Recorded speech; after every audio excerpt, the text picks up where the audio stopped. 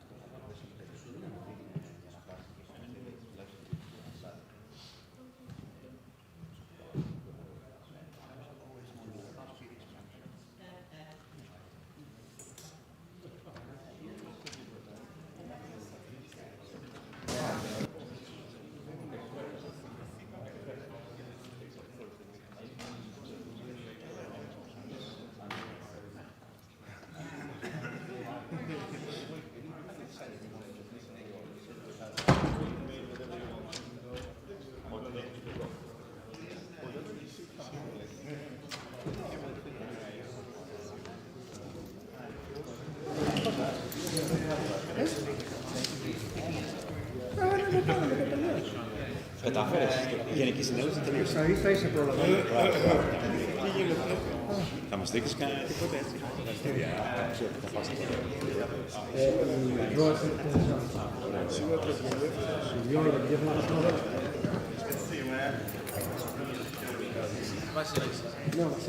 Μεγάλος. Δεν το γνωρίζω. I just had a chance to congratulate you.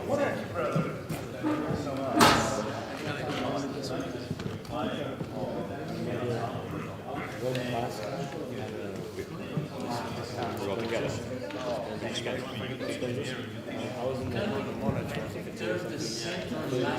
I heard that from that movie. I decided that that was a lie.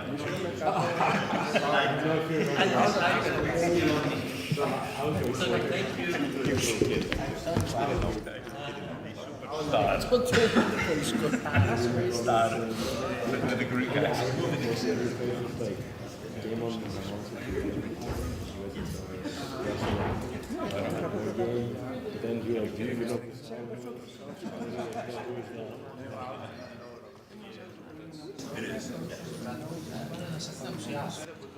Η αρχή, ναι. Ναι, ναι.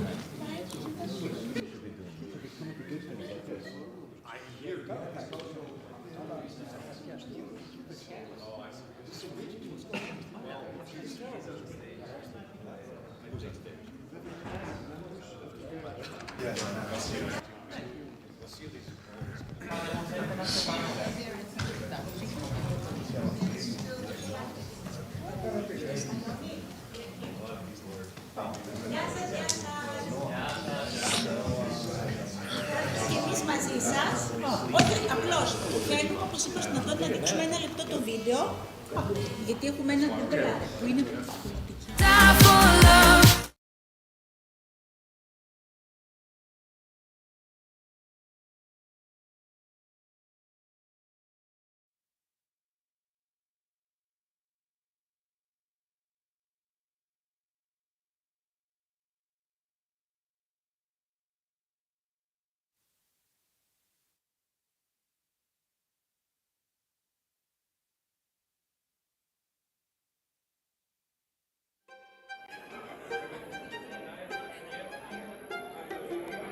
Music, art, drama, historical presentations, all of which give depth and understanding to what the classics are to not only our own institution, but to civilization in the Western world.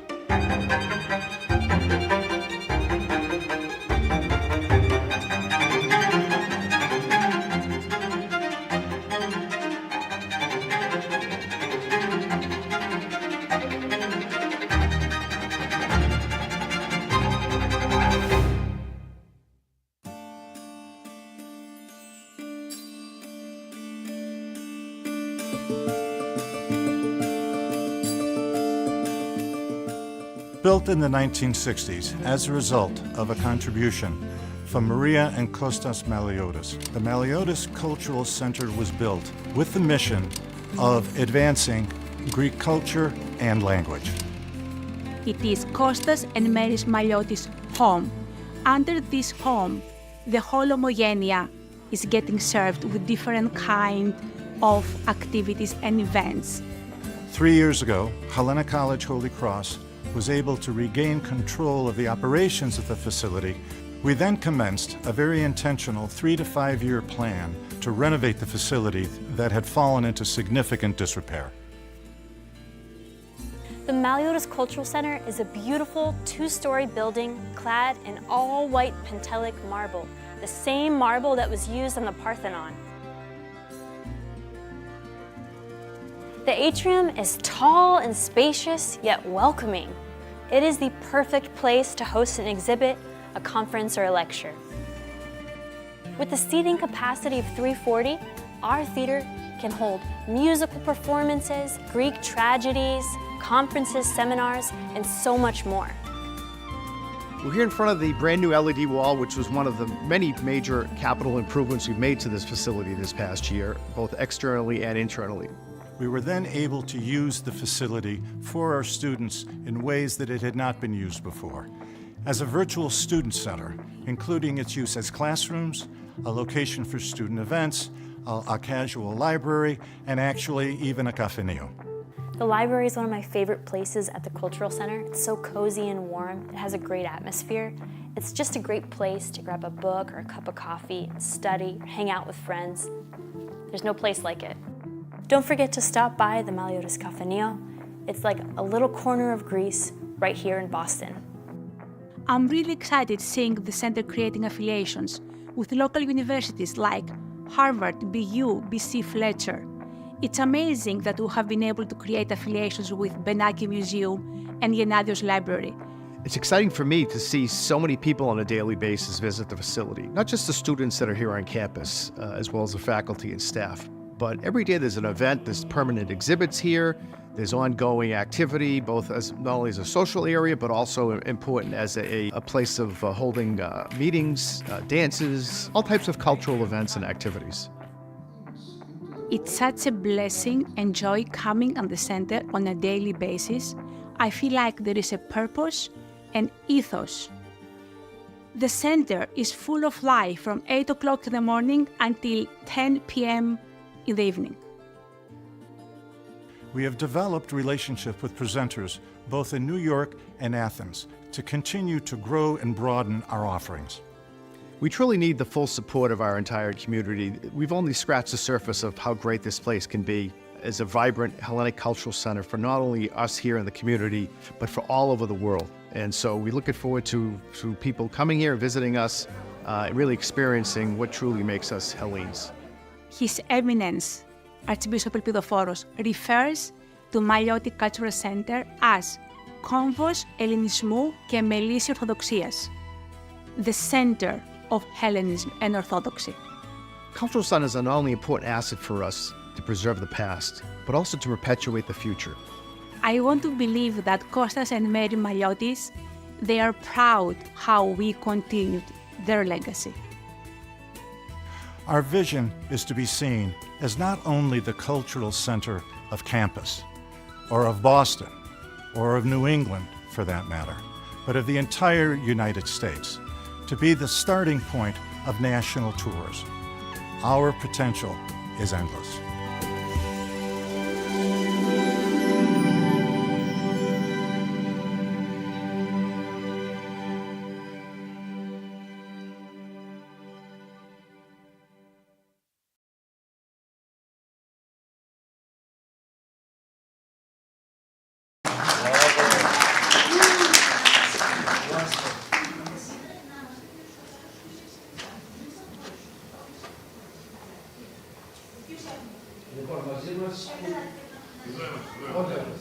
Μαζί μας ο Δήμαρχος Κατερίνης, κύριος Γιάννης Δούμος, ο Δήμαρχος Πίδνας Κολυνδρού, κύριος Χρήστος Κομματσάρης, η πρώην βουλευτής του ΠΑΣΟΚ, κυρία Μαρία Μίχου, και ήταν και ο δήμαρχος Λιτοχώρου 2, ο οποίος κάτι του έτυχε και δεν παρουσιάστηκε μαζί μας. Ήρθαν για την εκδήλωση τα 50 χρόνια του Συνδέσμου Κατερινωτών Πειραιών, τα οποία γιορτάσαμε χθες το βράδυ.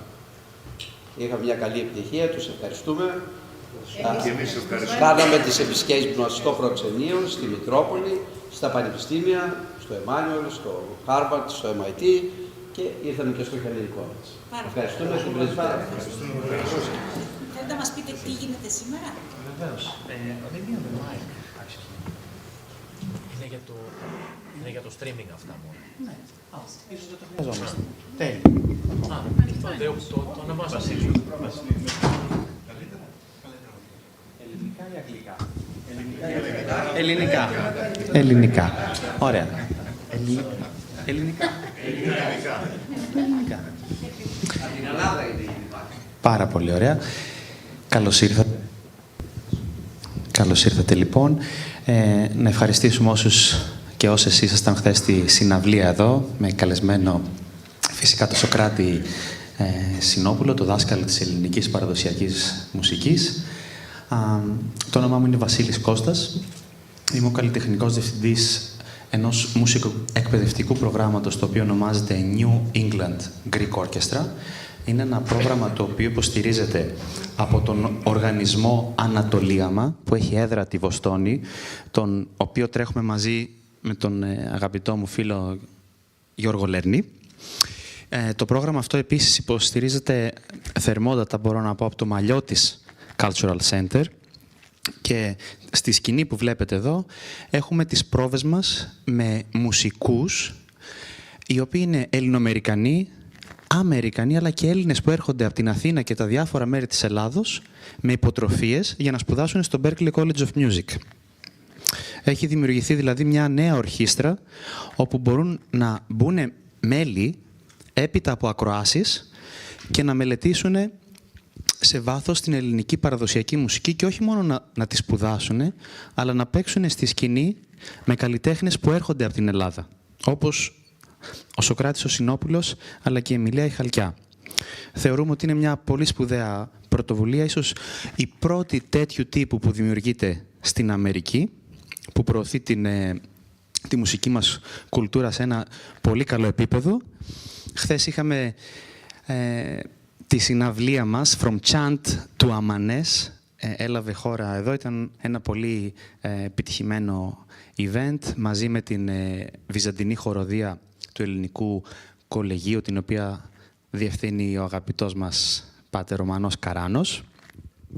Και σήμερα συνεχίζουμε τις δράσεις που έχουμε χτίσει σαν Ανατολίαμα και Maliotis Cultural Center, καλωσορίζοντας, όπως είπα και πριν, έναν δάσκαλο της ελληνικής παραδοσιακής μουσικής, φίλο, συνεργάτη, και είναι πραγματικά μεγάλη τιμή να έχουμε στην Αμερική έναν άνθρωπο που πήρε ένα παραδοσιακό όργανο, τη Lyra, την πολίτικη Lyra, και την έφτασε σε επίπεδα και σε μέρη έξω από την Ελλάδα, με συνεργασίες με τον Charles Lloyd, τον διάσημο σαξοφωνίστα στην Αμερική, αλλά και δίσκους στην ECM, μία από τις πιο σημαντικές δισκογραφικές εταιρείες στην Ευρώπη.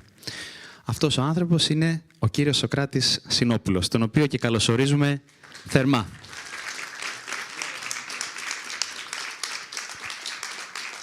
Το γυρίζω στα αγγλικά τώρα. Ναι. Καλησπέρα σας. So I turn it to English, right, for everybody. So thank you, Vasilis, for the introduction. Do you have to this... Είμαστε καλύτεροι, έτσι δεν είμαστε? Είναι περίεργο με αυτό. Okay, so this is enough for the... Okay, you can hear me, right?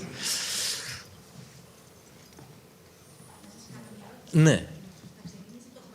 Το ξεκινάμε, ναι. Επειδή θέλετε να αποχωρήσετε, ωραία. Α, συγγνώμη.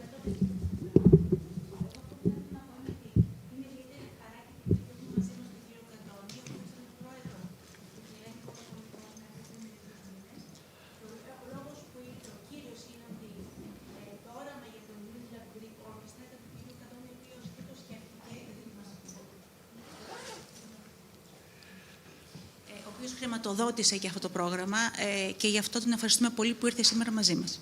Να είστε καλά.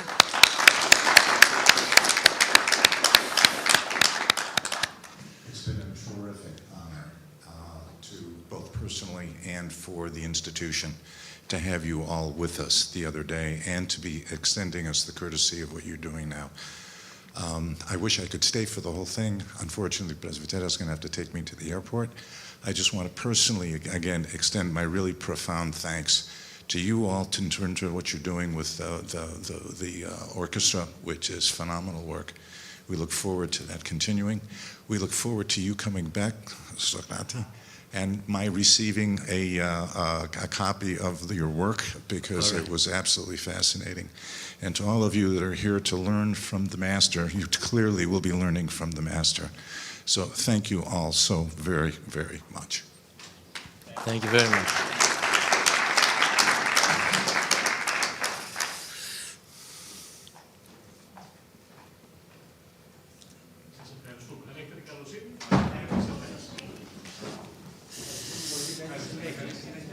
Γεια σας.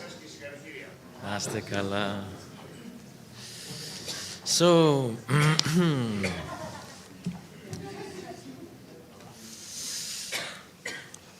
hello. So thank you for being here. It's an honor for me that you want to share some, I don't know what, information maybe. We have very limited time, so let me start by introducing myself very briefly. So I come from I grew up in a city. I'm a city kid, a normal city kid. I'm not connected with any tradition that you may think that I am connected since I was a kid. I mean, in a traditional way, like living in an environment where music is alive, right? So I grew up in Athens like a normal kid, listening to American music and whatever. And but I was lucky to have my parents were really interested in music in general, and it was the time of the back to folk movement in Greece. That was 1980s. So I was very lucky because of my parents. I was, since very young, since I was 7 years old, 6 years old, I was a member of the one and only at the time choir for children, for Byzantine music and folk music traditions. So this is where I learned all the repertoire, singing at least, dancing, folk songs, and dances. And then when I was 14, I fell in love with the Lyra, and I met my teacher, an Irish guy living in Greece at the time, and still he is there, Ross Daly. And so I picked up the instrument. I used to play the guitar also when I was younger, and well, I dropped it, unfortunately. Now I regret it, but anyway. I still play the lute, because so guitar was very helpful for my hands anyway, and my brain, my musical understanding. So as soon as I picked up with the Lyra, I'll tell you more about the instrument and the types of the instrument. But I played the folk repertoire that I already knew as a kid, but I also got involved with the tradition, the art tradition of Istanbul, where this instrument is played for the last 100 years. And also I heard and played lots of music of our neighbors, Balkans, Middle East to North Africa. And I mean, this is my background. And then later on, I studied musicology, that's another story. And later on, because now that I look back, it was because I was always curious in learning things and doing things more. And on the other hand, my education was not just focused on the folk traditions, but at the same time, I had this classical music background, and I was listening to everything when I was a teenager. So I felt, and this came really naturally, I didn't push it, but I felt that it was a time to experiment with combining traditions, maybe. So I have done many things with this instrument, collaborations with, even with pure classical musicians, Baroque groups, even jazz groups. And at the same time, I was cooperating with Indian musicians, Iranian, Turks, of course, and Greek folk music. So, and this all arrived late, actually, and I was 38 years old, 40 almost, when I decided to express my voice, how can I say, in music, and work with three very good friends and collaborators in a group as a quartet, and to present my ideas and my compositions, call them compositions. It is just simple ideas anyway, in music. Creating something which I like when people tell me that we cannot categorize what we hear. So, and I like that, no matter if they're Greeks or if they're Europeans or Americans or whatever. So briefly, this is my story with music. And as to end with, I feel I'm still on the road. I don't know where it will end and if there's an ending and if I will, I like that. I'm still on the road, meeting people, sharing the same thoughts and ideas, like Vasilis, for example, and Yorgos and Emilia. So it's all, we are on the process, right? About the instrument now. So this is, well, I like to call it the medieval fiddle of Eastern Europe. And this is what it was, and still is actually, a very primitive instrument, that's what it is. 3 strings played with a bow and stopped with the nails of the left finger, which is typical of other instruments of the East too. And it seems that it was very popular during the, around 1000 after death, after Christ. During this time, it was a time of the Byzantine Empire. There are many pictures showing the instrument played. There are some references of travelers mentioning an instrument called Lyra.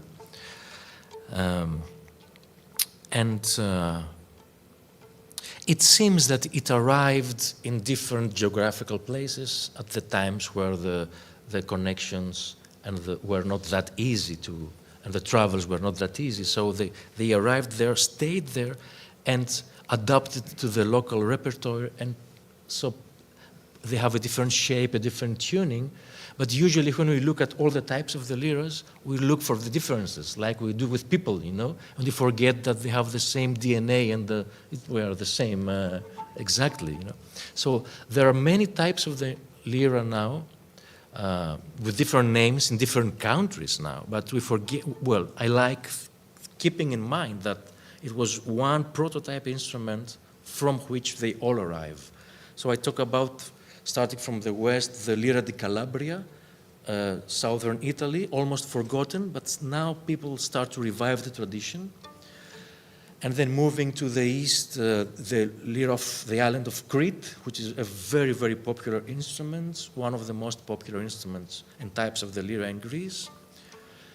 And then, well, the Lyra was played in all Greece, actually. It still survives in some islands like Karpathos, Kassos, Samos. And then at the north of Greece, you have the Thracian Lyra and the Lyra of Bulgaria, which is called Gadulka, with sympathetic strings, but still it's the same instrument. The Lyra of the Balkans, Lyrica in Croatia, etc., etc.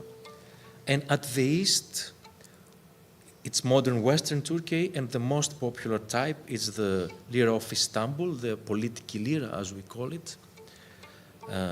The classic kemençe, as it is called by the Turks, an instrument which was, well, all these types of the instrument were folk types of the instrument, meaning they were playing folk music in dance music, and they still do that. So this type is this type of Istanbul, and it's interesting because until 1900s, it was still a folk instrument played in the tavernas, playing folk music. And it was a tradition of the rooms of Istanbul, rooms meaning the Greek-speaking Ottoman citizens, right, at the time, accompanied by the lute, the lavta, as it's called today, and then following all the transformations of the population for political reasons. Okay, we don't have to expand to that, but so this instrument, because of some very talented musicians, found its way to the art music of Istanbul and survived in a way, because otherwise it would be lost after the decline of the folk music, the folk urban music of Istanbul, meaning the tavernas, right, etc., etc. So since the 1900s, and there was a very important musician in the musical history, a Turk, Tamburice Emil Bey, who was a student of Vasilaki, a Greek Lyra player. And it was because of these two musicians that the instrument changed a role and became a part of the modern Turkish orchestra, and was called to play more sophisticated compositions, expanding in 2 octaves, for example, something which is not at all common in all other Lyra traditions. And there we have a change of tunings from the old tuning to the modern tuning. So this is how this instrument survives until today, keeping some very, very crazy for musicians and primitive characteristics. Like, for example, the middle string used to be, nobody cared about the middle string because in the folk playing, it used to be just a drone.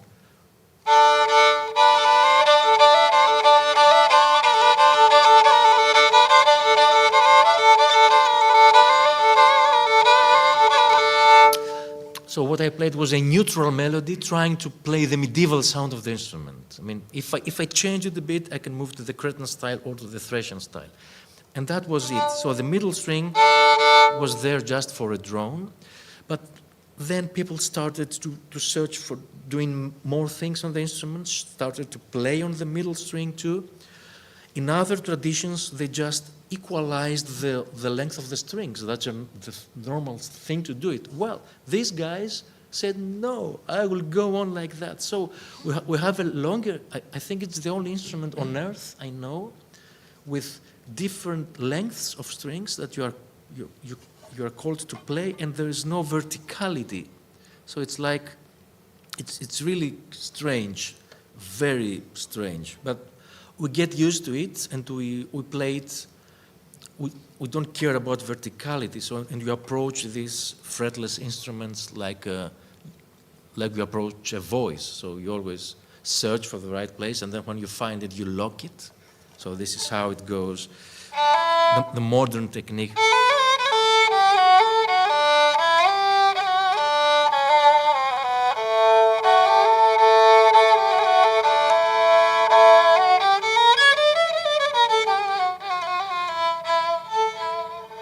So now we have a full range. We have also a bass string.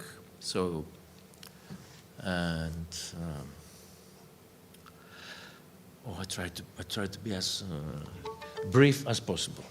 So this is the instrument, and maybe because I know you are here for so many different reasons. Mithat is here with his kemenche, so he's. But I understand that you may have other questions, so maybe, well, I leave it on you to start a conversation, a question, if you feel like. What do you think? Yes? I noticed yesterday at the concert, you were using, and you have right now, 2 different instruments, and you were switching depending on the piece. What was the reason for that? All right. I will answer with start answering. So it's a primitive instrument. We don't forget that. So transposition, although everything is possible on the instruments, right? Even on a monochord you can play Paganini if you try. So, but still, by tradition, it's not that simple to change the keys. And these instruments, Eastern instruments like the oud and the kemençe, the Lyra, the lute, the laft of Istanbul, etc., are made for playing the modal system in one position. Wait, I don't talk about one tonic. I mean one position of the system. So every mode is related to another, but they have call it an open way of playing on the instrument, although it's not that open sometimes. So it's not easy to move, to transpose, right? To move. So one reason I use the other tuning, which is the same tuning in a different, transposed at another place, actually, is in order to be able to play other keys. Well, the reason I created this instrument was not that, actually, but to have another, a higher timbre for the instrument. And I felt I needed that when I played in big orchestras with clarinets, all kinds of instruments, and I lost my sound. So, but finally, I arrived to an instrument which is it's useful for women keys mostly.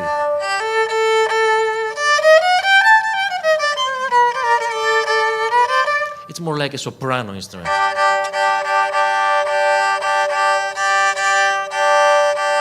But it's common for musicians of this instrument to have at least, well, it's a small instrument, to have two in the case with two different tunings to be able to survive in all kinds of situations.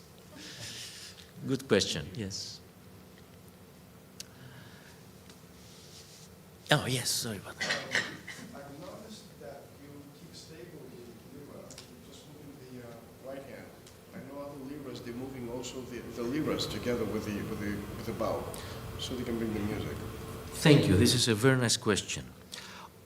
Well, the old way of playing the instrument, and I always I like putting things, understanding things in the time axis, so it's good to understand things. So the old ways are two possible ways.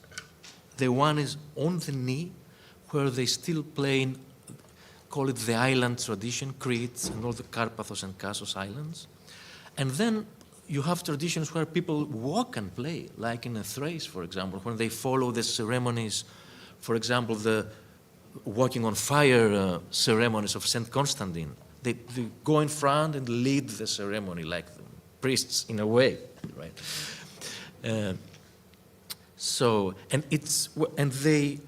Talking about the island technique, yes, they move the instrument too, and this gives a very rhythmical, it's very helpful for the groove, for the rhythmical approach of the music, which is dancey most of the times. It's interesting because this instrument in Istanbul was still and is still played on the knee too.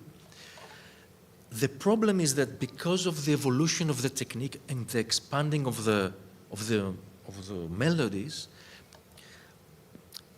you need to have a steady instrument to play on the knee. So in the other traditions, they mostly play first positions, so they always keep the thumb, they lock the instrument here. And it's still hard for Cretan Lyra players to try to go further.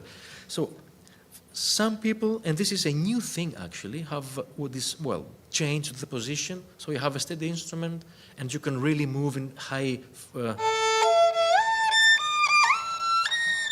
you can work without thinking about the balance of the instrument. But it is true that, and thank you for the question again, with this, you lose something of the importance of the rhythm that the instrument carries historically. Of course, you have to create it just by moving the bow. And it's very interesting. There are two different techniques, and both are in use. Thank you.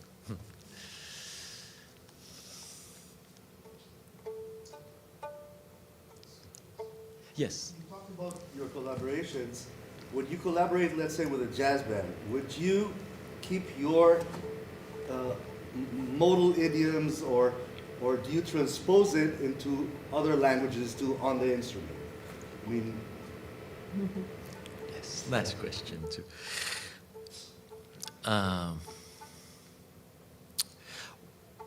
Well, I always try to, well, you know, it's a very delicate balance to try to be part of the new thing without feeling that you betray what's your background, right? Personally, it took me more time, I think, because it was not a personal decision. Well, put it into my story that I was kind of the first one to play this, to revive the tradition of this instrument out of its place in Athens, not in Istanbul, right?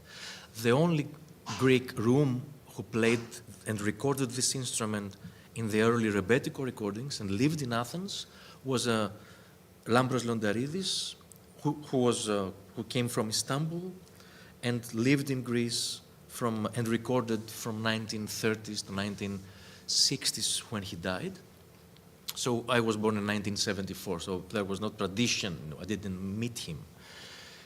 So added to all this, I felt I was kind of, and still I feel like that, responsible of where the instrument is going, the tradition of the instrument is going. Plus, I had all the weight of the people of the circle of the musicians, of the tradition. You know, yes, now you're doing this. Please support this. Don't betray. You know. So it took me some years.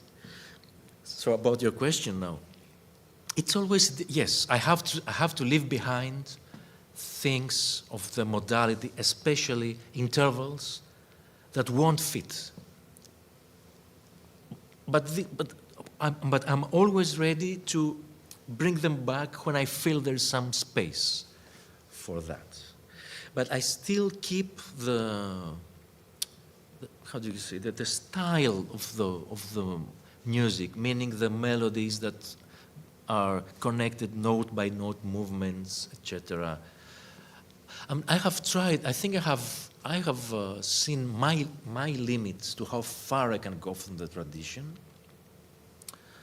And I'm changing the music too. And I arrived at a point that I felt that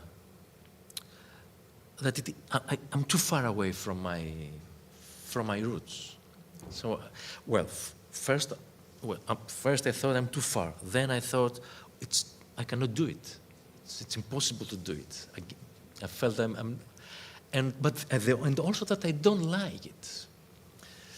So there is a zone where I can move and I can communicate with even with jazz musicians, which is one of the extreme things that I have done actually. And but on the other hand, I see all the connections, like with the different types of the liras. That if you look at the differences, there are so many differences, but then there's the same DNA we said before. So in music, even if it's Baroque or classical or jazz, I mean, there is a very, very big and generous zone where you can find things to work on and still to explore new things. Yes. So along the lines of collaboration and this tension that you're holding around this tension that what you speak of in terms of your roots and then expanding into these other traditions, the Lacunae project is really changed earlier, the John Dowland project that you did. I wonder if you can talk just a little bit more about, again, like how did that come about, and just a little bit more about you said it was very difficult for you. What was really difficult about that? Yes. And also a bit about the connections, because I feel that music is so connected to the modal music of Greece and Asia Minor. And what do you think about that? Yes. So talking about a recording we made some years ago with a Baroque group ensemble in France. They play the viola da gamba, and we played music from John Dowland, England, 1600, right? Which is, it's a 5-voice music compositions. This is what we did for 5 voices or instruments. I mean, doesn't matter. And so I played the leading voice. Well, what I felt that if you isolate at least the leading voice, I felt it is very close to the melodies I know. So a very modal approach, and the movement of the melodies, note by note movements, creating melodies. So I felt very comfortable with that. Well, the polyphony was the thing that I felt it was very demanding to support, added the tunings that they work on, the old tunings, mesotonic tunings, which was really hard for me to adopt. So, and then aesthetically, well, the first intention was to bring two worlds together, but as much as I was getting deep into, I felt that I had to leave so many things behind and try to, at least for the written parts. So we decided that the written parts I should play as, how can I call it, as straight as possible, without ornaments, without so many characteristics of the instruments. And but we also tried to build bridges and improvisation, so they improvised too, and I brought in some melodies from the Greek islands, in some places where I felt that there is a place for that. But the outcome, now looking at it, looking back, I would say that there are so many things in common, at least for the Baroque music of that period, with the model music that we are working on in our region. And of course, you need lots of practice and lots of understanding, but there are things that there could be very combined in a very interesting manner.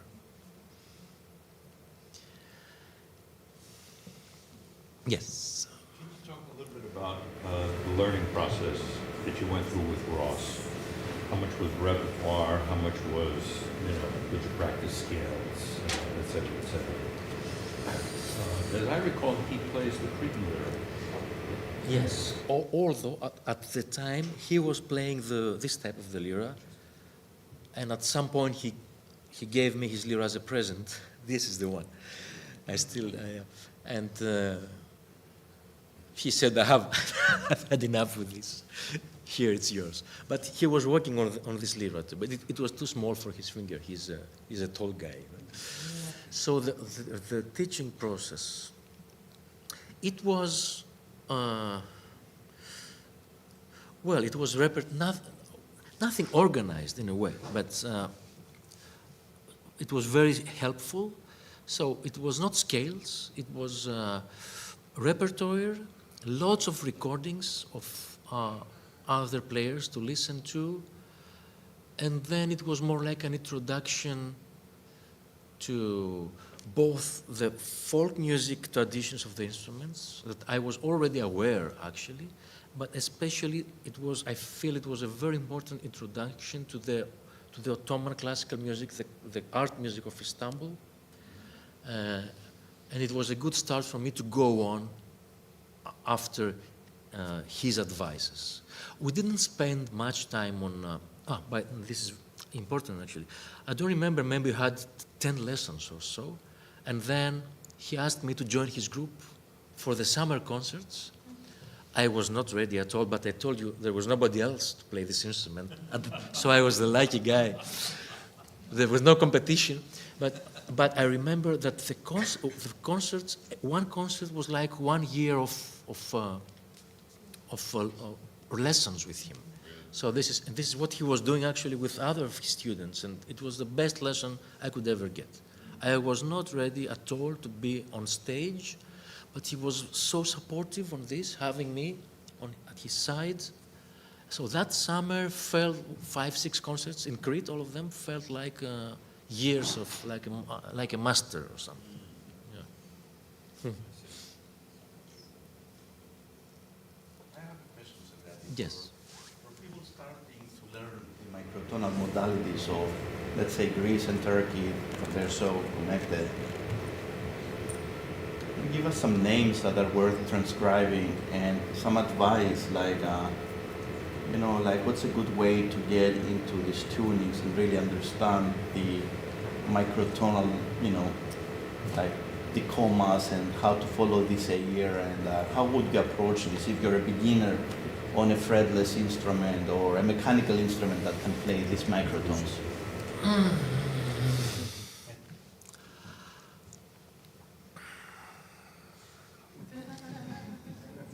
Checking the time. Well, there is not one. Okay, things are getting homogenized in terms of tuning, but there are so many different ways of doing things. Well, nowadays we talk about the Turkish tradition, the Iranian tradition, the different types of the Arabic traditions, but even in there you have so many different ways of. For me, it's not about the micro-tuning, because all these notes that we call them strangely tuned or microtonally tuned, they're just moving notes, gravity unstable notes, call them, and that they have a very personal way of playing them and working on them. So, trying to concentrate on your question, my advice would be to. I found it very helpful that I knew the folk repertoire, because art music, where makams and ichos and tropos and all these traditions are built on, are an evolution of the folk course of music. So, and this is how I work actually lately with my students. I'm starting from the course, looking at folk music, for example. The first thing I played on you, which is later on it was, you could name it with 4, 5, 6 different names. First mode for the Byzantines, Ushak, Beyati, Shur, all this. But this is where things start from.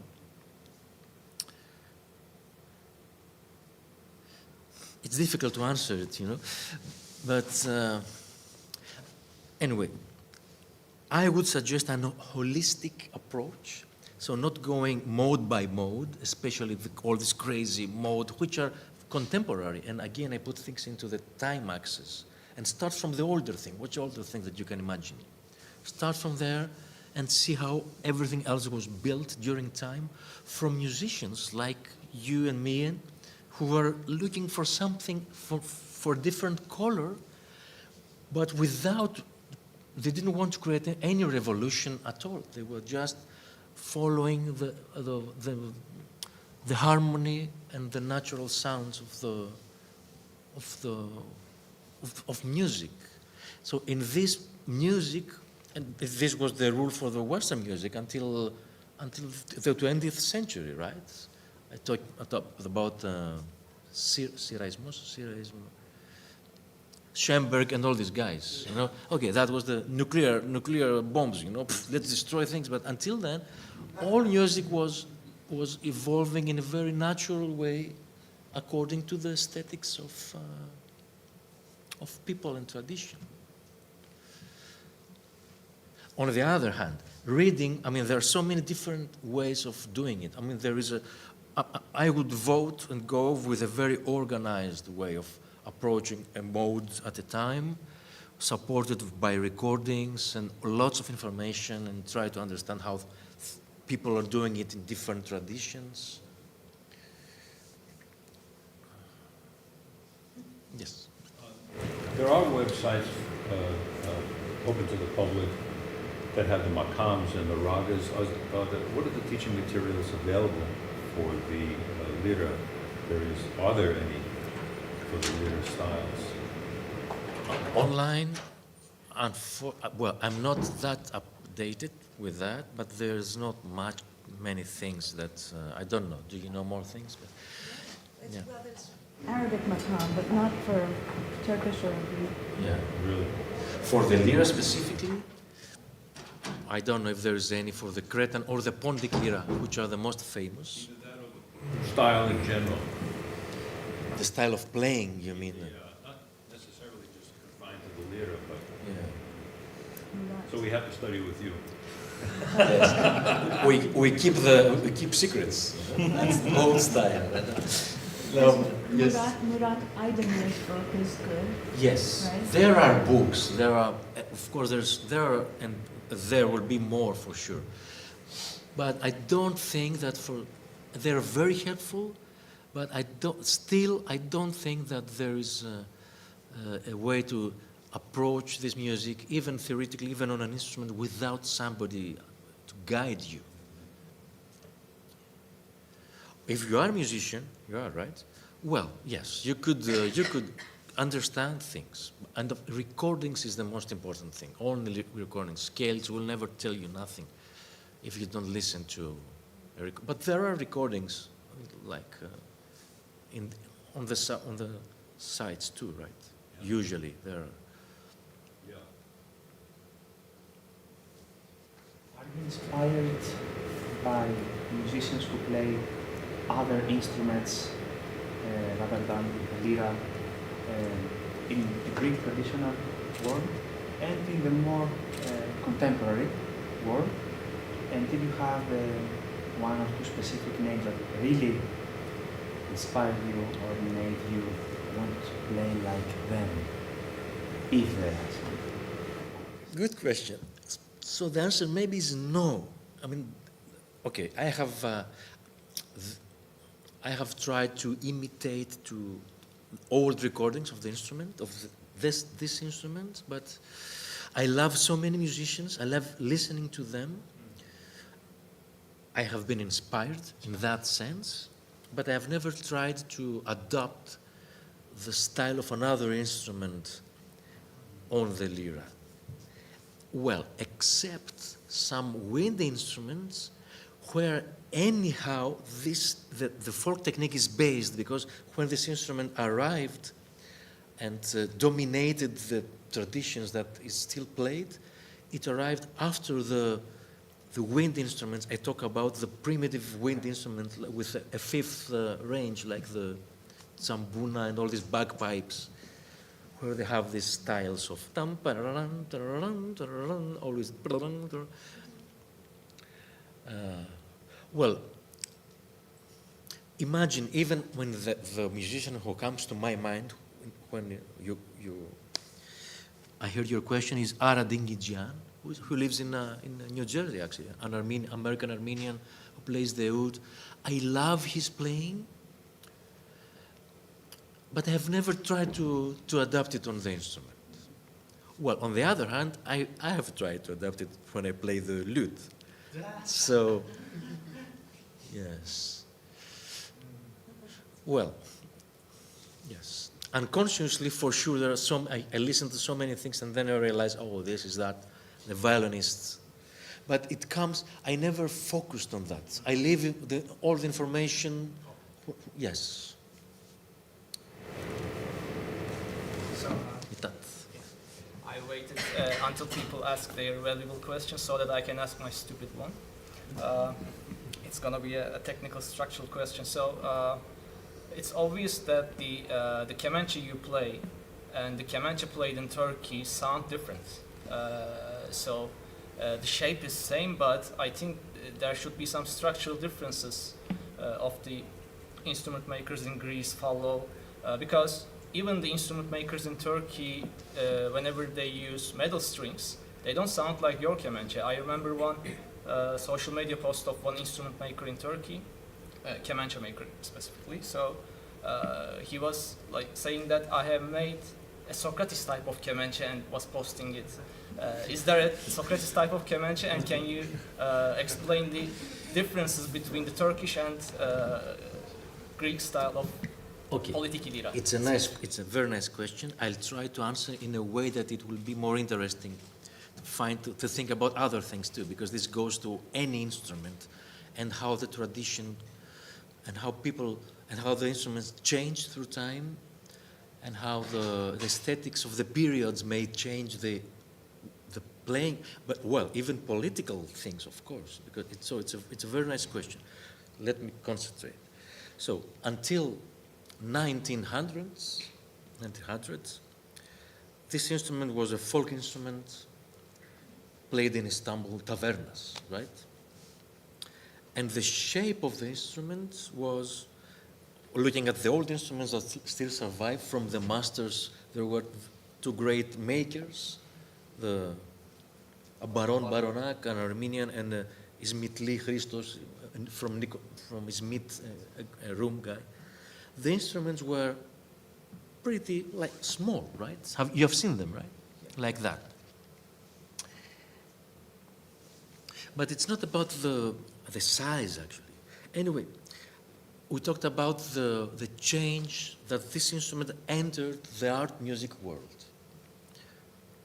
So, and it was called to play difficult things in a way, and a more, call it lyrical music with long phrases like the Byzantine music, non-dancey music, right? There's no dance there. There's no rhythm, earthy rhythm, a body language rhythm, right? So this was a big change for the technique of the instrument. For example, the Turks at the beginning of the era of the Turkish state and the Turkish conservatory, 1930s, right? They called the instrument classic kemençe. Classic in the way that we call classic guitar. We don't want to, we know nothing about the folk guys, right? Forget the folk guys with the guitar on the beach, you know? We play classic. So this created a mentality, we have to play serious music with that. And added to that with all the syndromes of inferiority that follows us, right? So they created big orchestras in the Western type, like all countries did. So classical music, forget the dance, and let's concentrate on the old melodies, the peshrevs, the semais, and all the art music we have. I make a jump, a story that one of my students said to me. He went to Istanbul to study maybe 20 years ago, and he played a recording of mine where I play a karsilama, a dance tune, karsilamas we call it, to one of the students of the conservatory, a girl 20 years old. And he played her that, it's a dance tune, kind of gypsy too. And she was shocked.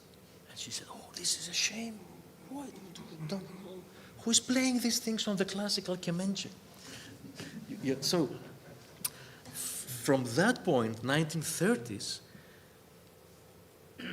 the old tradition of the instrument was kind of forgotten or even neglected. And people tried to build an instrument that could support itself in an orchestra of classical instruments, tambour, kanun, etc., etc. At the same time, there were people playing the folk style in the tavernas of Istanbul. Alekos Badzanos, for example, until 1960s, he was playing at the street of Pera, right, at the Istiklal. He died playing on the instrument, actually, and 1970 something. And then there is a very important personality connected with the Turkish music and the instrument, Ihsanos Gen, who was a very talented musician.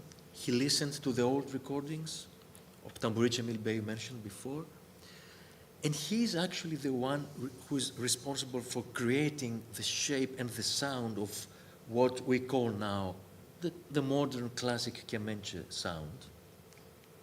And I believe one of the main things that influenced him or made him make this sound was that he was playing with nays. So you know the ney, right? It's a beautiful instrument, and nays together sound great, and I feel it's very close to the human voice. I feel it's very parallel even to our singing of the church, people singing together in the churches, etc. But it has a huge sound. It's thick. Even the big nays, it's so rich in lows, in low. I believe that even if you bring the best Stradivari violin and put it together with an A, it will sound thin, because it's so. Ixanos again, because he was very close friends with the great ney player Niazi Sain, and they had a trio, and they made incredible music and very contemporary music in 1970s. He adapted, he changed, he made it bigger in order to work together with an A. When I arrived in Istanbul as a teenager, I met Derya Turkan. Derya Turkan still is the best student of Ixanos Gen. We were like brothers who played together. I knew the sound of the instrument. I had heard Ixanos Gen. I took lessons from him too. But when Derya, because he was and still is quite open-minded, when he met me, he from the first minute he realized, wait, there's something here that we may have lost. So, and he felt that there is something, there's even I told you I was out of the traditions, but I was listening to Lambros Londaridis when I was young, and all the folk it was the folk traditions that I was connected with, not the specific tradition. Anyway, Derya felt that there was something in there. This is how we work. We feel so close to each other. So on the other hand now, I didn't think at any time what strings I should use. I just found the instrument with metal strings. I feel well with that. I know that I'm not a pure classic Kemenche player because I'm so influenced with, if you ask me, I can do it, I think, in 95%. But I have other folk tricks in there, which I now listen to the old recordings of the folk music players. Lambros, Alekos, Paraskos, Leondaridis, all these guys. So nowadays, yes, you have two schools of the instrument. It's strange, but because the tradition was separated in a way. And if you ask me, the ideal sound and the ideal shape of the instrument is a combination of these two. What is the old thing is actually these two things combined. This is what we are trying with makers, actually, to try to understand how we should. Sorry, it was a length, but it's very interesting that instruments change. And on the other hand, it is also the aesthetics of the people, right? So this is a Turkish, amigos, purely Turkish aesthetic on the instrument, right? From the way of the classical music. But you agree that, and I mean, I had the last workshop in Turkey, my first one last summer. Well, I knew it, but I realized it, that all this education with classical Kemenche suffers in terms of rhythm, right? Yes, it's more like singing. Well, at some point you have to count things, right? Yeah. We have the opposite. We can play rhythmically, but when you ask us to play a lyrical melody, yeah. Yes. Where do you see the future of the made up of in terms of geography and repertoire? Interesting question. Well, it's one of the instruments that still is not very popular, to be honest. Well, there are few musicians in Turkey and some students who are getting more and more, which is great. In Greece, we are even less, like 3, 4, 5 musicians and some students. But it's growing in a very slow way, much slower than on the kanun or the oud, for example. It's a difficult instrument. So about the geography, well, I feel that there's well, you cannot predict anything, but there's so much exchange going on. So the traditions are there. The tradition in Istanbul is there and will be there for sure. And there are some people who get feel like getting out of this tradition, which is not obligatory. I mean, if you feel comfortable in there, you stay in there and you do great things too. But I believe there will be much more exchange. There are people in Europe too, where they feel more liberated. From Turkey, like Can Feza Gündüz, who is doing great things with the kemençe, with contemporary ensembles. So, we'll see. Yeah.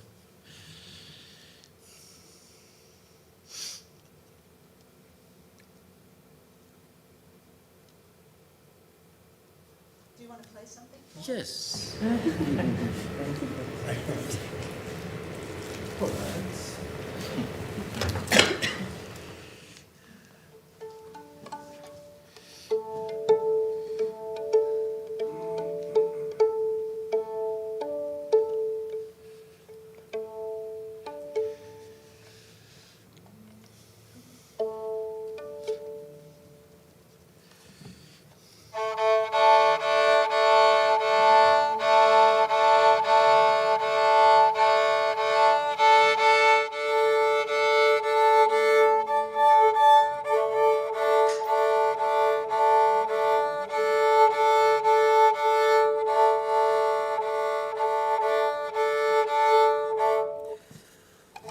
So maybe two examples of the two different styles of the instrument. The old one, the folk one.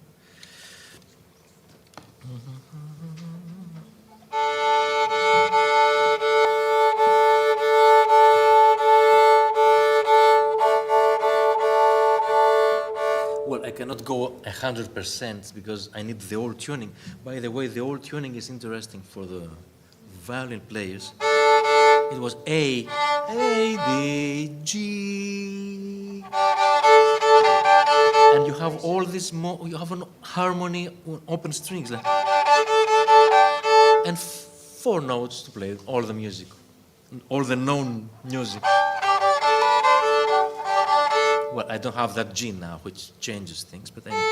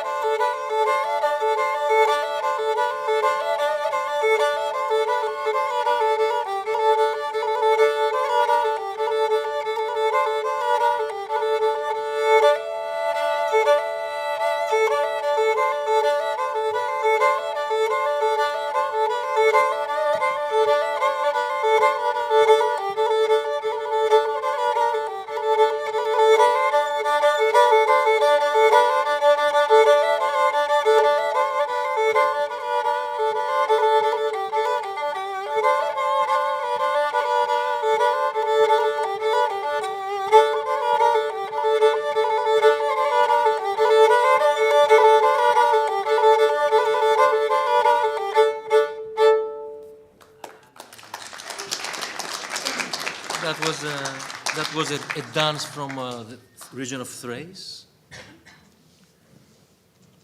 And, well, I continue on the same key, how this thing got evolved into a makam, right, or a mode.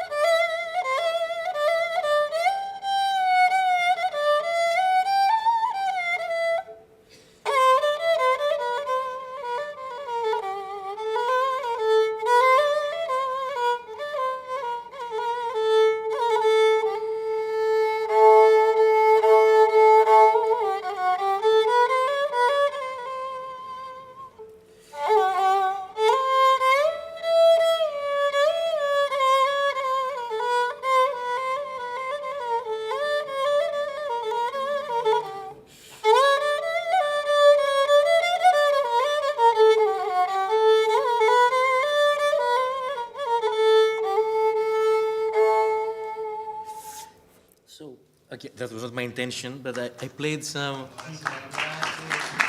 So there were new things there, right?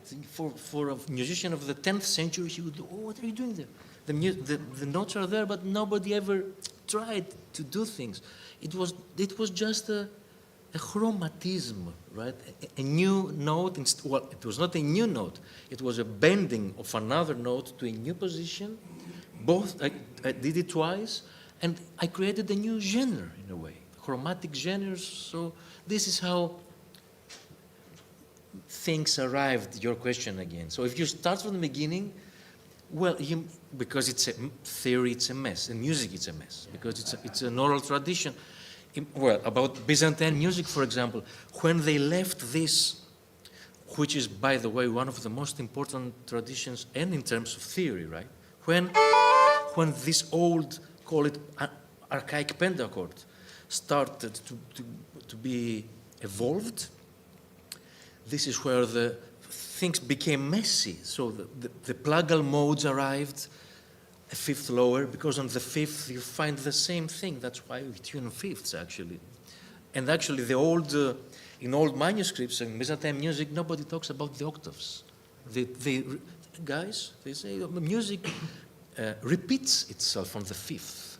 It's kind of true, because before you arrive to the octave, you have the fifth, right? So, το διαπέντε που λέμε, what I was saying. Yes, so I'm talking about a mess. It's all the theoretical systems are a mess. They're ruins. Once upon a time, they were probably, imagine old castles, that's so well built, Babylon, I don't know what. And now they're ruins because of the orality and the all exchanges and the movements of people. So it's very hard to understand how things were. But if you try to imagine the whole thing, then you understand how simple this music is, because it's not that complicated. It's not contemporary music, So talking about the modes, for example, the plagal first is here, the first is here, but the third is there and the plagal is below. So it's all, and we take all this for granted, and it's very complicated if you just read the theory, because it's not that organized. Not because the theory is organized, because the music has become unorganized, which is nice, on the other hand. So chromatism, so a change, it's interesting because we still, and the word chromatism in music, we usually, at least for our traditions, when we talk about chromatic, we mean Interesting. We mean a special placement. We mean 4 notes with short, small intervals at the edges. Na na na na na na na, like a second mode in the Byzantine music, or Hijaz, using the Arabic terminology. Da, da, da, da. Chromatic, though, in the European music, we usually, we talk about a semitone movement. Well, it's the same thing, right? It's a usage of color. Chromatic, chroma means color. It's a color. What's the color? It's the sharps and bends of notes.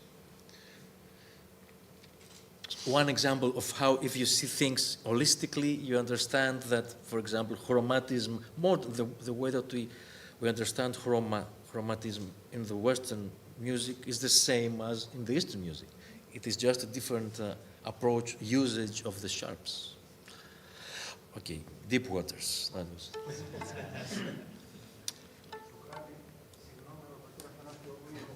Πάτε, ευχαριστούμε πολύ που ήρθατε. Ευχαριστούμε πολύ. Καλή συνέχεια. So. We have a few minutes left, maybe 10 minutes.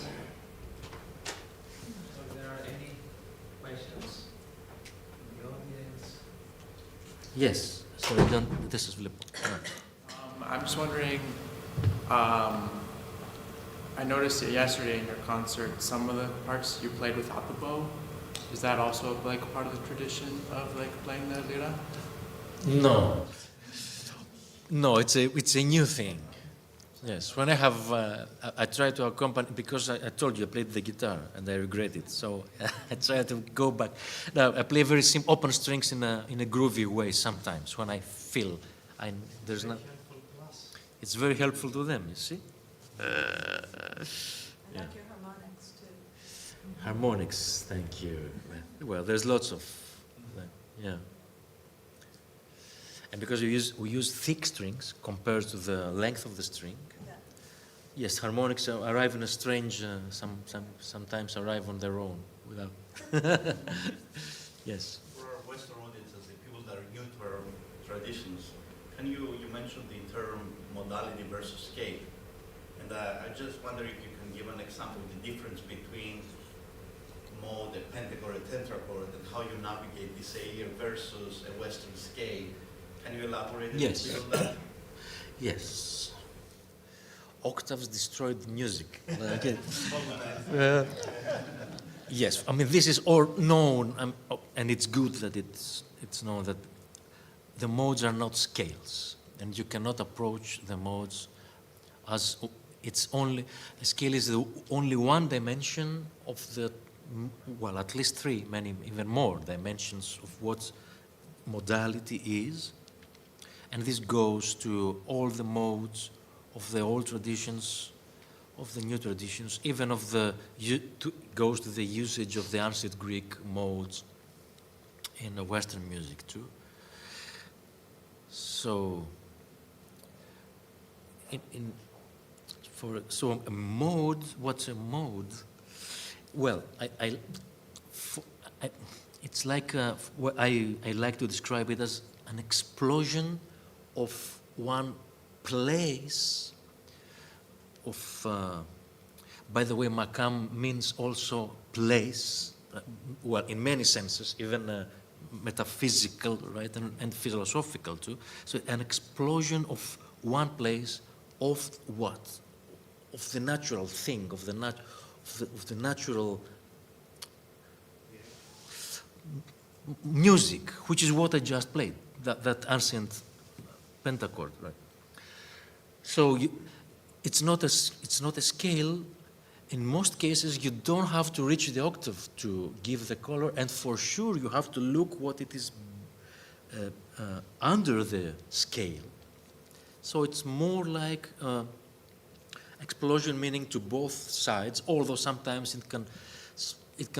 some modes prefer to go up or rather to go below, but the idea is to work on different places each time, and you can call them tonic or a dominant or a second dominant. rather than moving a scale up and down.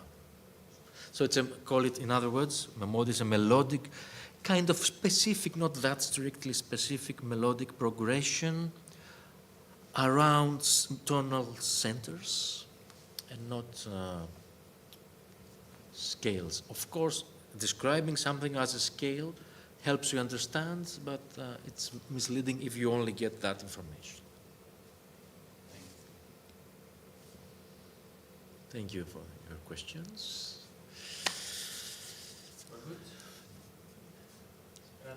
Thank you very much. Thank you. Yeah, had a nice.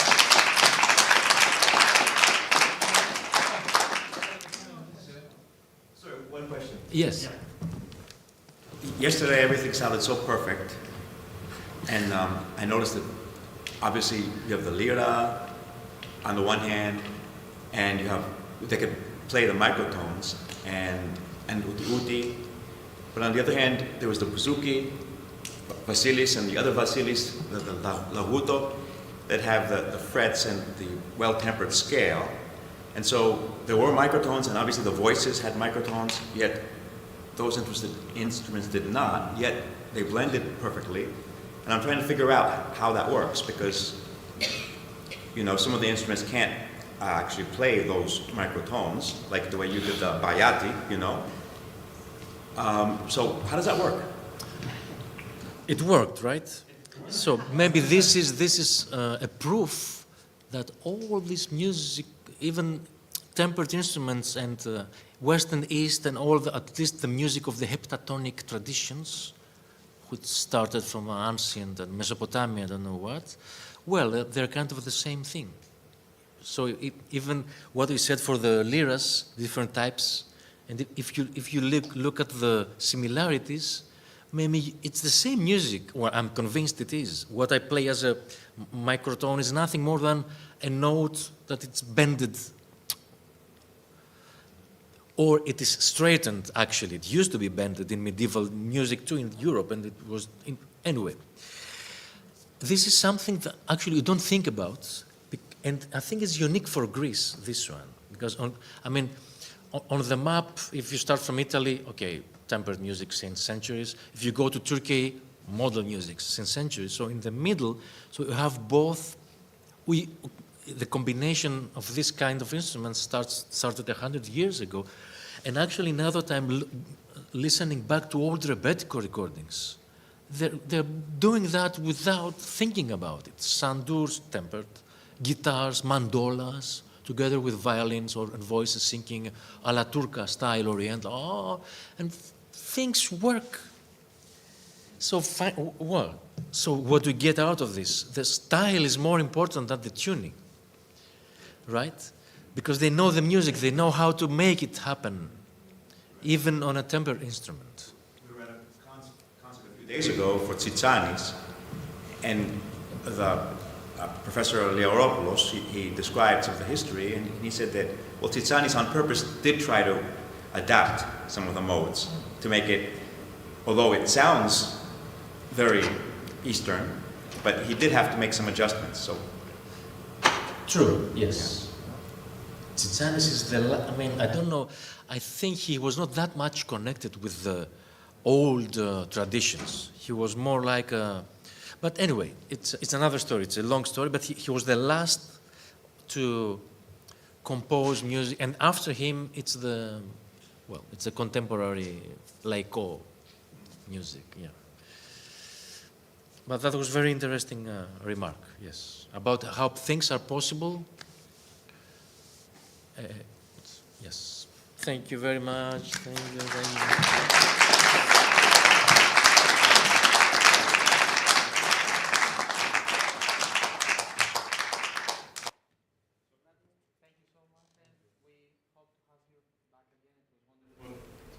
Today and yesterday, all great questions. And once again, Socratis Sinopoulos.